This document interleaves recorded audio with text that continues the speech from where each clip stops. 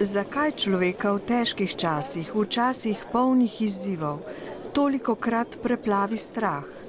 In zakaj se je tako težko zasidrati v zaupanju? To je večno vprašanje o strahu in zaupanju, o dvomu in upanju. Od kod vas ta strah in vsa ta ogroženost v človeku pravzaprav izvirata? Ja, vede tako zelo vehementno trdijo, da v tem svetu nevarnost preži na vsakem koraku. Ime za duhovni svet je Vajkunta, kar v sanskrtu, v prevodu to pomeni svet brez tesnobe. Se pravi, ta materialni svet, v katerem živimo, je svet strahu in tesnobe. In to izhaja iz treh nadlog, ki stalno tepejo ljudi in tudi živali. In to so nadloge, ki izvirajo iz narave, potresi, vročina, mraz, to nas stalno biča, da tako rečem. Druga stvar so druga živa bitja, bodisi bakterije, bodisi živali, bodisi drugi ljudje, ki nam povzročajo trpljenje. In tretja stvar smo mi sami, naš um, naše telo. In vse te tri nadloge skupaj združene stalno nas, da lahko rečem, maltretirajo v tem življenju, v tem svetu.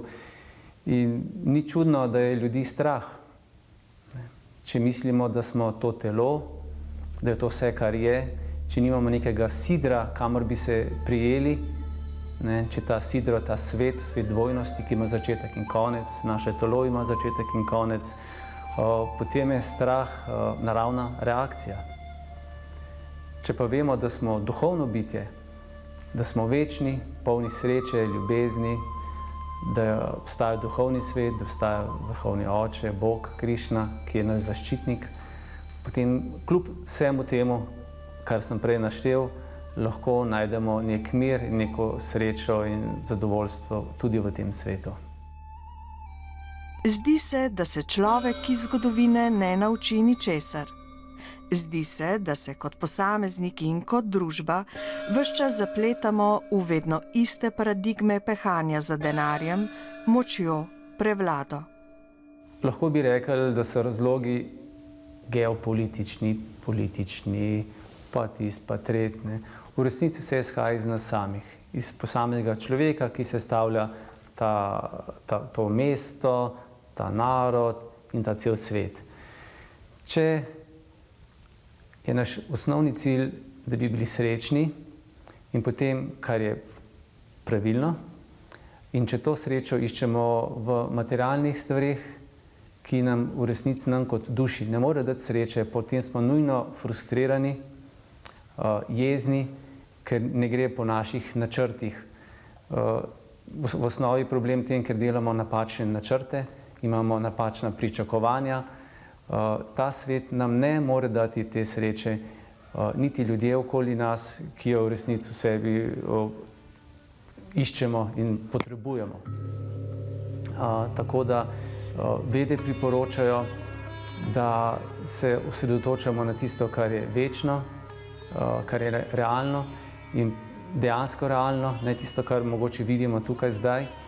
In na ta način smo lahko že v tem življenju srečni in veseli in to agresijo, ki je v nas, jo transformiramo in ko to storimo, potem se tudi zmanjša, če vsak pri sebi to seveda stori, se ta agresija zmanjša na nivoju naroda ali pa človeštva. In ko se bomo mi kaj naučili, potem se bo tudi človeštvo kaj naučili. Če pričakujemo, da se bodo drugi spremenili, potem se ne bo nihče spremenil. Tako da lahko rečemo, da smo se iz zgodovine naučili to, da se nismo nič naučili. Krišna, Krišna, Krišna, Hare, Hare, Hare Rama, Hare Rama, Hare Rama, Rama, Rama, Hare. In kako vi osebno poiščete mir v težkih časih?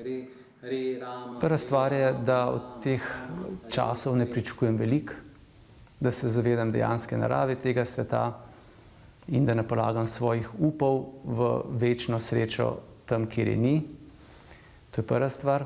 Druga stvar, praktično, je, da kadar le moram, usmerim v pozitivne misli, se družim z ljudmi, ki so modri, poslušam pozitivne predavanja, knjige, Bhagavad Gita, recimo študiram, ki je bila izgovorjena na bojišču, Kurukšetri, sredi gromozanske bitke, ki je bilo na milijone vojakov, in v tistem momentu se je Arjuna spraševal, kaj ima smisel, zakaj ta bitka, kdo sem jaz, ki najde srečo.